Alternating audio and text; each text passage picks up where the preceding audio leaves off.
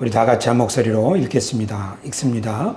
너희는 사도들과 선지자들의 터 위에 세우심을 입은 자라. 그리스도 예수께서 친히 모퉁이 돌이 되셨느니라. 아멘. 반갑습니다. 우리 한번 인사합시다. 하나님이 여러분과 함께 하십니다. 하나님이 지금도 아멘. 하나님의 말씀인 이 성경책은 하나님의 이야기를 담고 있습니다. 하나님의 이야기는 창조로부터 시작해서 새 창조로 끝이 납니다. 우리들은 하나님이 창조하신 세상에 살고 있습니다. 하지만 이 세상은 완벽하진 않습니다. 썩음이 있습니다. 늙음이 있고요. 몸도 망가지고 지금도 화산 폭발이 일어나고 완벽하지 않습니다.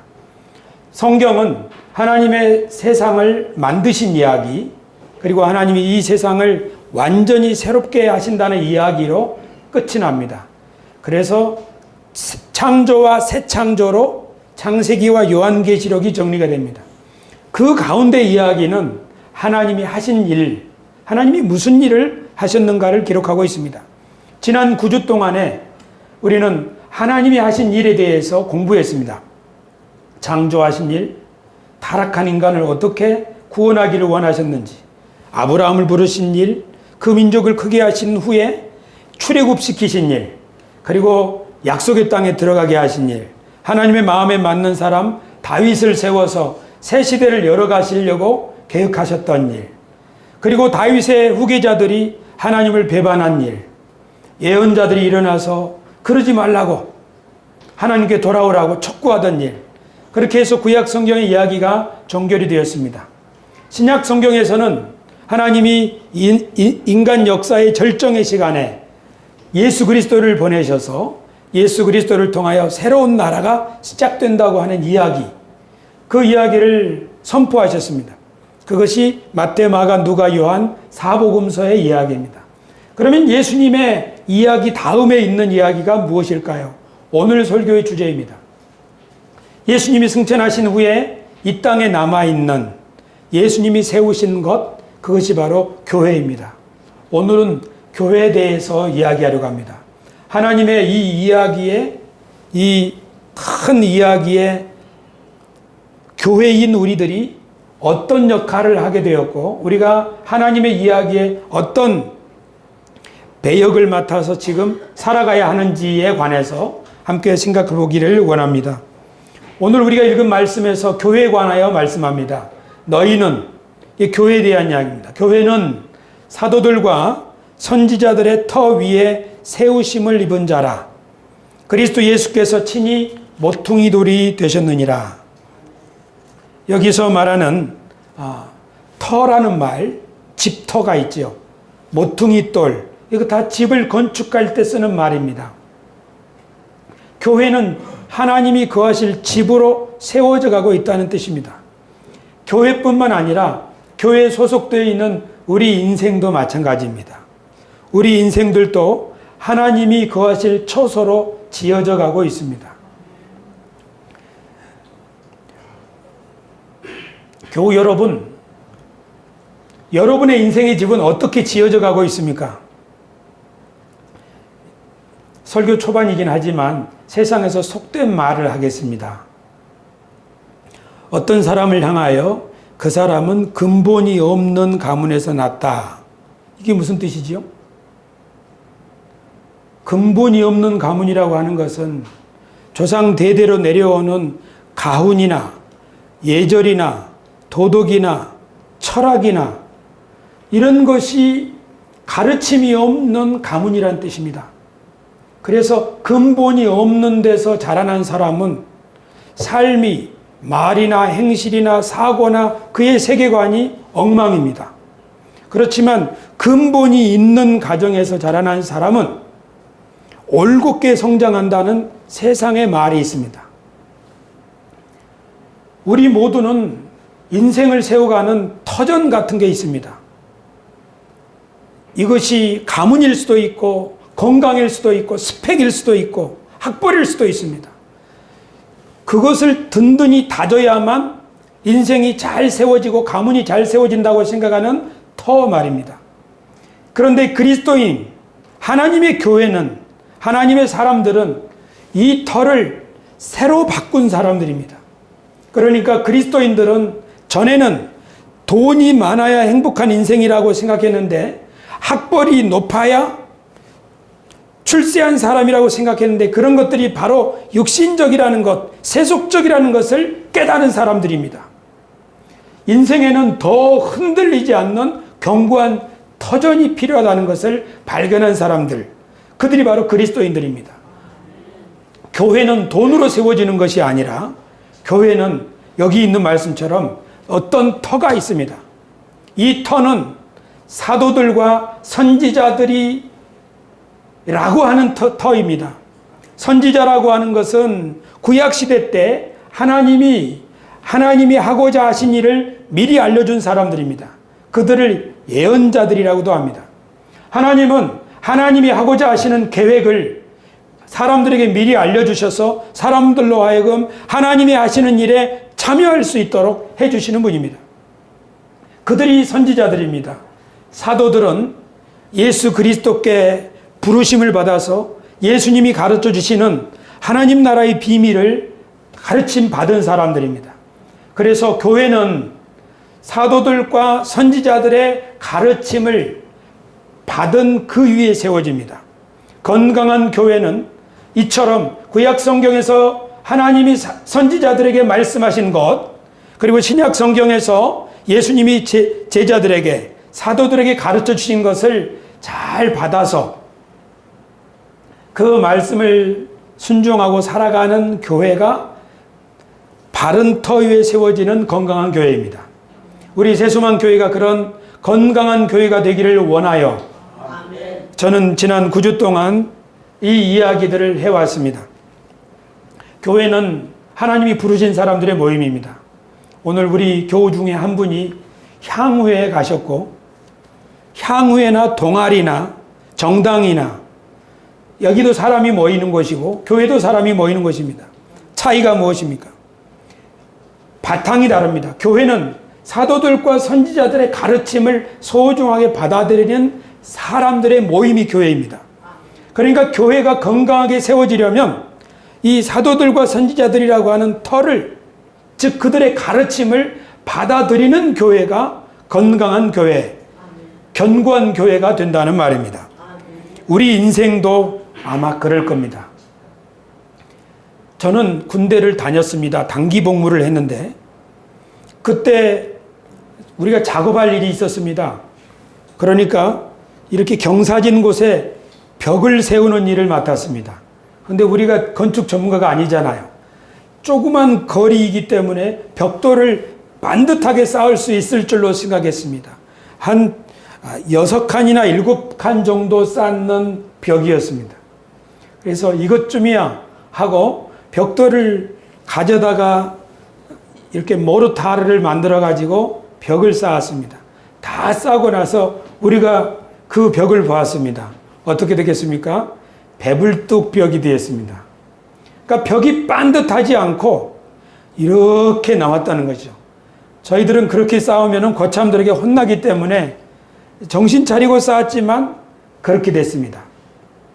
집을 지을 때 우리 동양에서는 기둥을 먼저 세우고 기둥이 다 세워지고 나면 가장 위에 마룻대라고 하는데요. 거기다가 용자와 귀자를 써가지고 그 기둥을 올리는 것을 상냥식이라고 하지요. 잔치를 벌이는 중요한 날입니다. 그러니까 그 상냥식에서는 마룻대가 산마루라고 하는 것이 산 꼭대기이듯이 그 마룻대가 지붕을 지탱하는 그 두툼한 기둥을 말합니다. 그래서 이 마룻대가 그 집의 모양과 크기를 결정하는 거죠.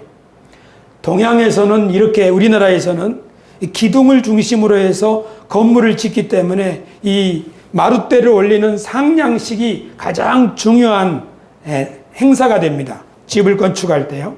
하지만 서양의 집들, 즉 돌로 벽돌로 쌓는 집들에 있어서는 가장 중요한 것이 첫 번째 벽돌을 어디다가 놓는가 하는 겁니다. 가장 기퉁이 모퉁이에 그 벽돌을 놓는 그 지점부터 가로로 세로로 높이가 결정됩니다. 이것이 바로 모퉁이 돌입니다. 오늘 성경 말씀에 하나님의 교회는 선지자들과 사도들의 가르침이라고 하는 것을 터전으로 삼아서 그 터전 위에 예수 그리스도를 모퉁이 돌로 삼고 그 위에 세워지는 교회입니다. 할렐루야.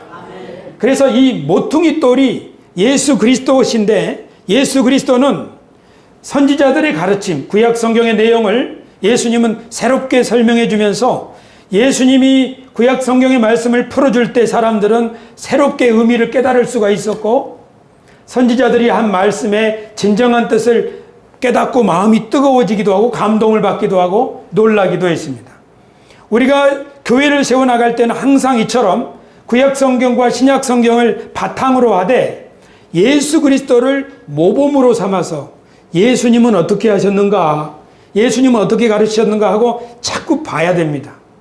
제가 아까 벽을 쌓을 때 왜 배불뚝이 벽이 됐겠습니까? 눈대중으로 쌓았기 때문에 그렇습니다. 제일 먼저 모퉁이 돌을 놓고 거기에 줄을 달아서 그 줄을 딱 맞춰서 쌓아야 할 텐데 눈대중으로만 쌓다 보니까 벽이 반듯하지 못하고 이렇게 배불뚝이가 됐죠. 조금 있으면 아마 그건 무너지게 됩니다. 우리 그리스도인들의 삶도 마찬가지지요. 내가 보기에 좋은 길이 아니라 예수님이 어떻게 하셨는가 하고 일주일에 한 번씩 바르게 내 인생이 쌓아지고 있나 하고 돌아보는 시간이 필요합니다. 어떤 사람들은 일주일이 너무 길다 해서 매일 아침에 일어나서 성경을 보면서 예수님이 어떻게 하셨는가, 이렇게 자신의 삶을 예수님과 자꾸 비추어 가면서 사노라면 우리의 인생은 사도들과 선지자들의 가르침이라고 하는 분명한 근본 터 위에 예수 그리스도라고 하는 모퉁이 돌로 말미암아 올곧게 바르게 이쁘장한 집으로 세워지게 될 줄 믿습니다. 교우 여러분, 그러므로 예수님을 믿는 사람들은 출신 가문이나 배경이나 학벌이나 스펙과 상관없이 새로운 근본을 가지게 됩니다. 우리 모두는 명문 가문을 일으킬 수가 있고 명품 인생을 살아갈 수 있다는 사실을 믿으시기를 바랍니다. 우리의 바탕, 우리의 가문은 세상적인 가문과 세상적인 바탕이 아니라 예수 그리스도, 하나님이 비밀을 알려주신 선지자들과 사도들의 바탕입니다. 그러므로 누구든지 예수님을 진실한 마음으로 믿고 따르겠다고 하는 사람은 자신의 인생과 자신의 가정과 그리고 그가 속한 교회가, 그리고 그가 속해 있는 이 공동체가 아름다운 모습으로 세워질 수 있을 것이라고 하는 확신을 가지셔도 좋습니다. 할렐루야. 여러분, 이것을 가리켜서 우리는 믿음이라고 합니다. 믿음이란 하나님이 말씀하신 것과 하나님이 하신 일에 대해서 긍정적으로 반응하는 게 믿음입니다. 우리들은 본래 하나님의 자녀는 아니었죠. 예수 그리스도만이 하나님의 유일하신 아들이었죠. 그러나 예수 그리스도를 믿는 자는 하나님의 자녀가 되는 권세를 주셔서 하나님 우리를 하나님의 자녀로 맞이해 주셨습니다. 그리고 예수 그리스도께서 물려받으시는 새로운 세상, 그 세상 우리도 함께 물려받게 하셨습니다. 예수님이 가시는 곳마다 놀라운 일이 일어난 것처럼 우리의 인생에도 그런 일이 일어날 것이라고 약속해 주셨습니다. 믿음이 뭔가요? 하나님이 약속하신 것을 믿고 나는 하나님의 아들이요 딸이요, 나는 하나님이 말씀하신 그대로 하나님의 자녀야, 내 인생은 하나님이 함께 하시고 하나님이 나를 그렇게 만들어 가실 거야 라고 믿는 것이 믿음입니다. 할렐루야. 이런 믿음을 가지게 되시기를 축원합니다. 언제 그런 믿음을 갖게 되죠? 신앙생활 몇 년 하면 그런 믿음을 갖게 되나요? 집사님이 한번 대답해 보세요. 하나님이 말씀하신 것을 신앙생활 몇 년 하면 믿게 되던가요? 예, 잘 듣다가 물어보면 기습이죠. 깜짝 놀라서 아무것도 생각이 나지 않습니다. 그럼 이렇게 물어봅시다. 우리가 하나님이 말씀하신 것을 언제쯤 믿으면 좋을까요? 죽기 전에 믿으면 좋을까요? 내가 충분히 하나님 앞에 헌신하고 헌금도 드리고 기도도 충분히 할 수 있게 될 때, 그때 믿으면 좋을까요? 아니면 지금 믿으면 좋을까요? 지금 믿으면 좋습니다. 왜냐하면 지금 믿지 않으면 그만큼 하나님이 하신 일을 기뻐할 수 없습니다. 그렇죠? 우리 청년들에게 어제 그제 그런 이야기 했어요. 우리가 걱정한다고 또는 우리가 기도한다고 내일 해가 떠오르는 것이 아니다. 우리가 기도하든 기도 안 하든 우리가 믿든 믿지 않든 내일 아침에는 떠오를 것이다. 마찬가지로 네가 하나님이 일하실 것, 하나님이 너의 인생에 예비하실 것, 네가 기도하든 기도하지 않든 믿든 안 믿든 하나님은 일하고 계신다.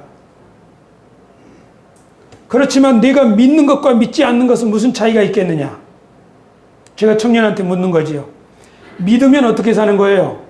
아하, 지금은 내가 가진 것 없지만 하나님이 예비해 주셨구나 하고 당당하고 기뻐하면서 살 수 있는 거예요.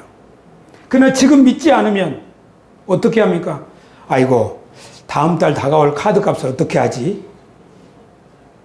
아이고, 계속 걱정하는 거예요. 그러니까 믿음이라고 하는 것은 하나님이 하신 일, 말씀하신 것을 믿는 거예요. 근데 그 믿는 사람은 그에 대해서 걱정하지 않고 하나님께 감사하고 가는 거예요. 믿지 않는 사람은 걱정하고 우울해하고 약먹고 혼자 고민하고 남 탓하고 나는 왜 이런 데서 태어난 거야? 그런 거죠. 그러니까 우리 그리스도인들이 믿음을 가지겠느냐 안 가지겠느냐는 본인의 선택이에요.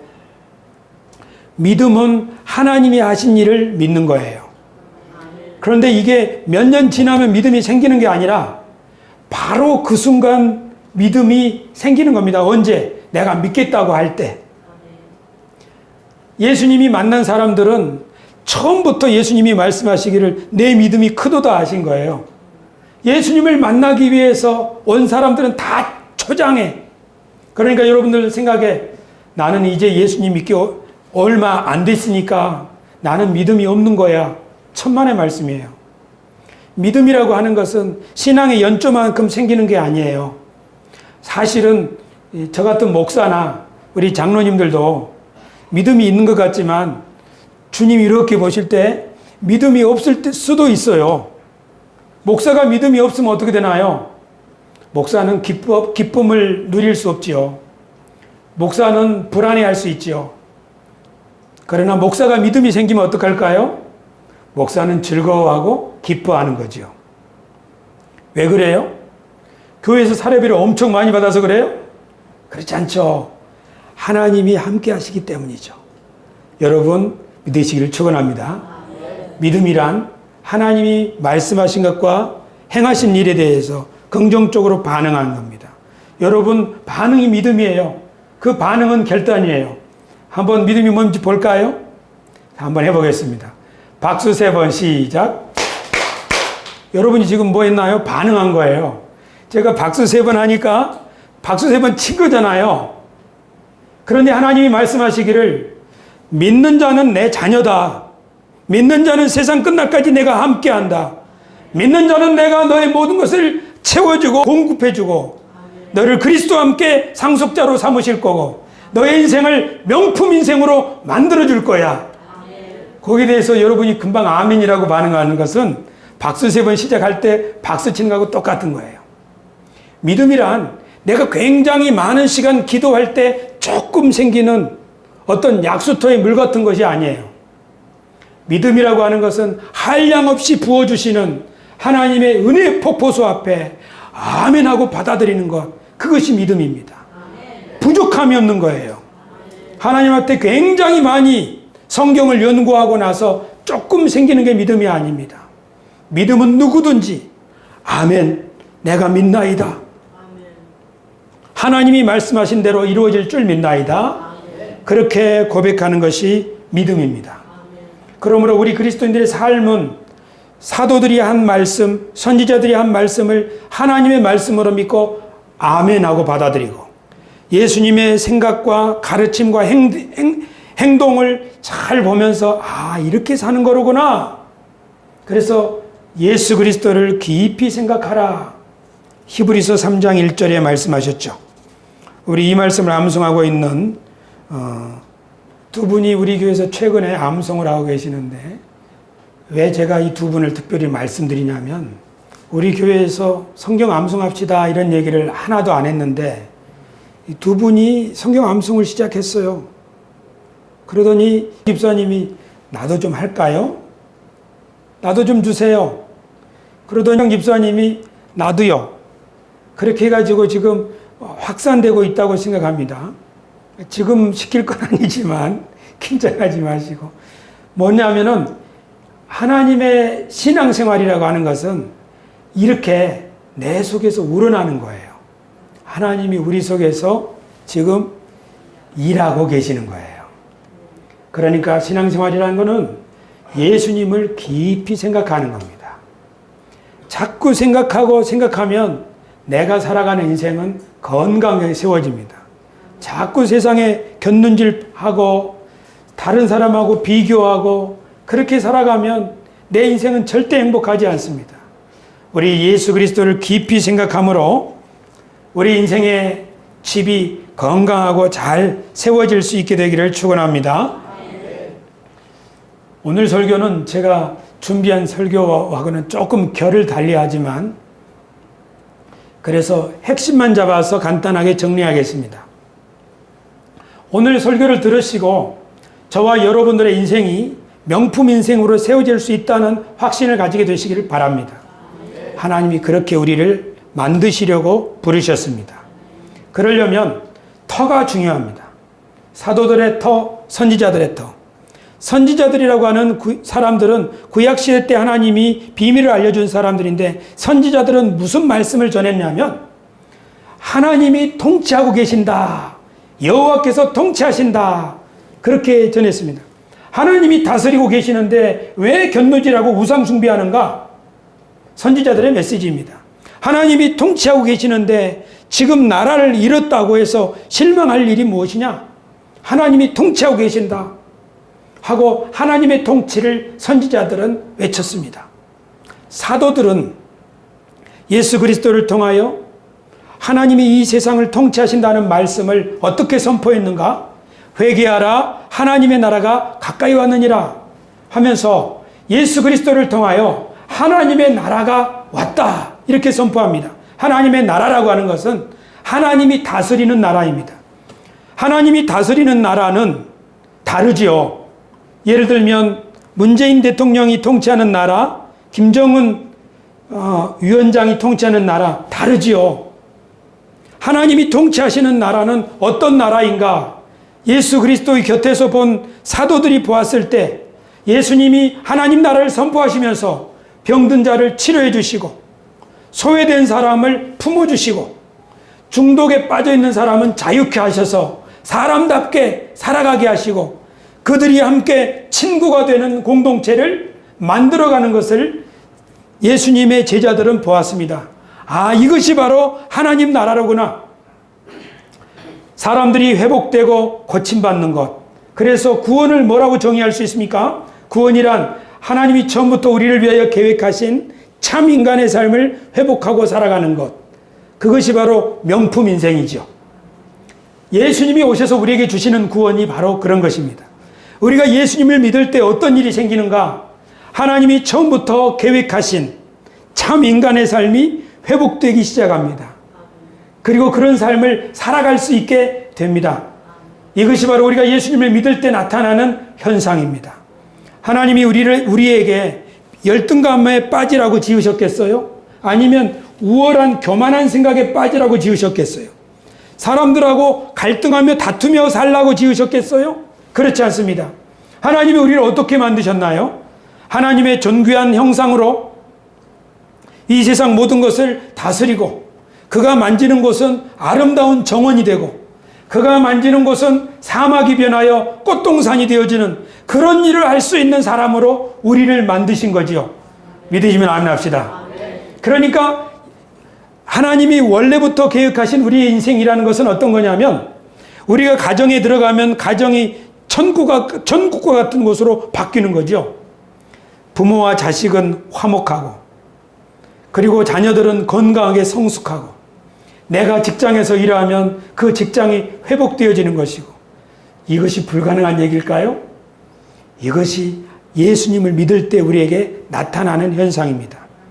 그러나 우리가 모퉁이돌을 잘못된 모퉁이돌의 표준을 삼으면, 즉 예수 그리스도를 모퉁이돌로 삼지 않고 세상적인 스펙이나 세상적인 가치관을 다른 사람들이 우리에게 심어준, 인생이란 이렇게 살아야 한단다 라고 가르쳐주는 것을 기준으로, 인생의 모토로 삼고 살게 되면 우리 인생의 집은 삐걱거리기 시작합니다. 하나님은 여러분들을 자꾸 교회에 모이라고 하는 이유가 있어요. 그 이유는 교회에서 내 인생을 예수 그리스도라고 하는 모퉁이돌에 맞춰보고 잘 쌓아지고 있군, 언제 이렇게 튀어났지 하면서 자꾸 맞추고 돌아가서 어디에서 우리의 집을 세우라는 겁니까? 우리 집안을, 내가 경영하는 기업을, 내가 만나는 사람들을, 그 속에서 하나님이 거하실 만한 멋진 삶으로, 명품으로, 가정으로, 기업으로, 제 관심사가 거기 있어요. 얼마나 많이 사람들이 모이는가에 제 관심사가 있지 않고, 여러분들이 흩어져서 여러분 각 사람의 인생에 얼마나 멋진 일들이 일어나길, 그것을 소망하고 소망합니다. 할렐루야. 아멘. 너무나 인생은 놀랍고 아름다운 일들이 많이 준비되어 있습니다. 그러니 우리 속에 있는 묵은 생각이 뭐예요? 우리 부모님이 크리스찬이 아닐 때 저에게 심어줬던 생각, 우리가 학교에서 세속적인 가치관이 우리에게 심어줬던 생각, 우리 친구들이 우리한테 이거 하면 좋다더라, 이런 사람이 진짜 훌륭한 사람이야 라고 가르쳐줬던 생각들, 그런 생각을 빨리 뽑아내고, 하나님이 처음부터 계획하신 인생이란 건 이런 거구나 하고 하나님의 말씀을 선지자들과 사도들의 터 위에 우리 인생을 든든히 세우고, 그리고 예수 그리스도를 모퉁이돌로 삼아서 자꾸 확인해 가는 거예요. 예배 시간이라는 건 그런 시간입니다. 내 인생이 지금 하나님이 계획하신 의대대로 잘 되고 있는가? 내가 저 사람과의 지금 관계 속에서 내가 욱하는 기분으로 하고 있는가? 아니면 너가 나에게 이렇게 했으니 나도 이렇게 한다, 인과응보로 살아가고 있는가? 아니면 그리스도처럼 욕을 당하였을 때 보복하지 않고, 미움을 당하였을 때 미워하지 않고, 하나님의 사랑이 무엇인가를 보여주시던 삶으로 내 인생을 맞춰가려고 하고 있는가? 우리가 예배를 통하여 또는 우리가 소그룹 성경 공부를 통하여 하는 일이 바로 그것입니다. 서로 대화할 때 우리의 생각이 탁탁 다듬어지는 거죠. 하나님의 말씀을 읽거나 듣거나 할 때 탁탁 다듬어지는 거죠. 그렇게 할 때 우리 인생은 명품 인생으로 세워질 수 있다는 사실을 믿으시기를 축원합니다. 할렐루야. 마지막으로 2014년 개봉된 영화 가운데 신이 보낸 사람이라는 영화가 있습니다. 탈북자 북한의 지하 교회에 대한 영화입니다. 얼마나 비참한지요. 그런데 그 주인공이 이런 말을 합니다. 그런데 남조선이 가나안 땅 맞습니까?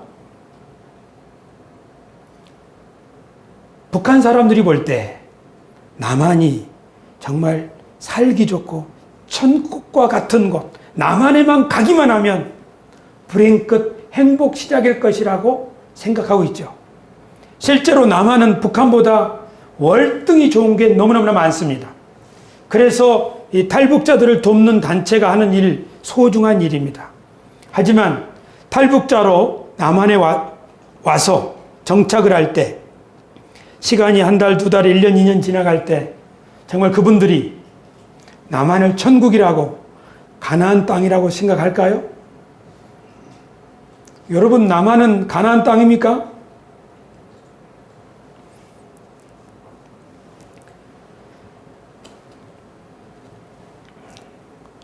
바울 사도께서 말씀하시기를 하나님의 나라는 먹는 것과 마시는 것이 아니요 성령을 통해서 누리는 정의와 평화와 기쁨이다. 더 많이 가지고 더 좋은 것 먹고 이렇게 하는 것이 하나님 나라가 아니고, 그것 가지고 먹을 것 가지고 싸우면은 하나님 나라가 아니고, 더 정의롭고 더 평화하고 기쁨을 누릴 수 있는 곳, 그것이 바로 하나님의 나라입니다. 그러니까 교회가 하나님 나라 대리인이 된다, 즉 우리 인생이 명품 인생으로 세워진다, 또는 사도와 선지자들의 터 위에 예수 그리스도를 모퉁이돌로 삼아서 우리가 살아가고 그렇게 세워지는 우리의 인생이 하나님 나라에 동참한다고 하는 것의 의미가 뭐냐면, 내가 더 큰 기업을 경영하고 더 많이 돈을 벌고 거기에 있는 것이 아니라 더 정의롭고, 즉 정직하고, 더 평화롭고, 즉 더 많은 사람과 화해하고 함께 손잡고, 그리고 더 기뻐하고. 왜요? 하나님이 우리와 함께 하신다는 믿음 때문에. 이렇게 살아가는 삶입니다. 그러니까 신앙생활을 바르게 하면 할수록 사람의 말에 진정성이 묻어납니다. 신앙생활이 바르게 되면 바르게 될수록 더 많은 사람들과 손잡을 수 있습니다. 신앙생활이 바르게 되면 바르게 될수록, 즉 하나님을 자꾸 만나면 만날수록 우리 인생에는 기쁨이 샘솟습니다. 할렐루야. 취준생에게 있어서 가장 큰 기쁨은 직장을 얻는 거겠죠. 하지만 그 사람이 직장을 얻은 다음에 그가 가지는 기쁨이 얼마나 오래 가겠습니까? 좀 있으면 또 이직을 생각해야 될지 모릅니다. 우리들은 우리들의 기쁨을 더 많은 물질, 새로운 사람, 새로운 만남, 새로운 환경에서 찾으려고 하는 경향이 있습니다. 그것도 기쁜 일입니다. 또 더 맛있는 음식을 먹는 것도 기쁜 일이죠. 하지만 그것은 잠깐의 기쁨입니다. 집사님 말씀하신 것처럼 5월 달에는 먹을 것이 풍성했는데, 맛있는 먹거리가 많았는데 6월 달에는 먹을 기회가 적은 걸. 그래요. 무슨 말입니까? 5월 달에 맛있는 거 먹었는데 지금 그거 다 잊어버린 거예요. 그렇죠. 우리가 구하는 진정한 기쁨은 어디에서 나옵니까? 그것은 하나님이 우리와 함께 하시고 우리의 인생을 하나님이 책임져 주신다고 하는 믿음, 거기에서부터 우리는 기쁨이 시작될 수 있습니다. 저녁 때도 기뻐할 수 있고 아침에도 기뻐할 수 있고. 할렐루야. 이런 삶을 살아가는 인생이 건강한 인생이요, 축복된 인생입니다. 저는 우리 새소망 교회 교우들이 예수 그리스도 안에서 이런 인생을 살아가기를 축원합니다. 우리 모두 항상 기뻐합시다. 쉬지 말고 기도합시다. 범사에 감사합시다. 언제 가능하지요? 사도들의, 선지자들의 가르침을 늘 묵상할 때, 그리고 예수 그리스도를 깊이 생각할 때마다 이런 일들이 우리 안에 이루어질 줄로 믿습니다. 하나님이 여러분과 함께 하십니다. 하나님이 지금도, 아멘. 기도하겠습니다. 하나님 아버지, 감사합니다. 우리들을 하나님의 자녀로, 그리고 명품 인생으로 살게 하시려고 우리들의 낡은 터 다 걷어내게 하시고, 사도들과 선지자들의 가르침이라고 하는 하나님의 말씀을 든든히 배울 수 있게 해주셔서 감사를 드립니다. 그리고 우리 인생을 올바르게 세워갈 수 있는 모퉁이 돌 되시는 예수 그리스도를 배우고 본받고 살아가면서 삶이 바르게 가정이 바르게, 그리고 우리가 살아가는 모든 인생이 건강하고 활기차고 생명으로 가득한 삶이 될 것을 믿고 기대합니다. 이렇게 우리 교회가 세워지게 하여 주옵소서. 이렇게 우리 가정이 세워지게 하여 주옵소서. 우리들이 살아가고 있는 이 대한민국이 이렇게 건강한 모습으로 세워지게 하여 주시옵소서. 아버지 하나님, 그리하여 하나님의 뜻이 하늘에서와 같이 우리가 발딛고 살아가는 그 모든 곳에서 이루어지게 하여 주옵시고, 하나님의 나라가 우리가 있는 그 모든 곳에서 임하게 하여 주옵소서. 예수 그리스도의 이름으로 기도드리옵나이다. 아멘.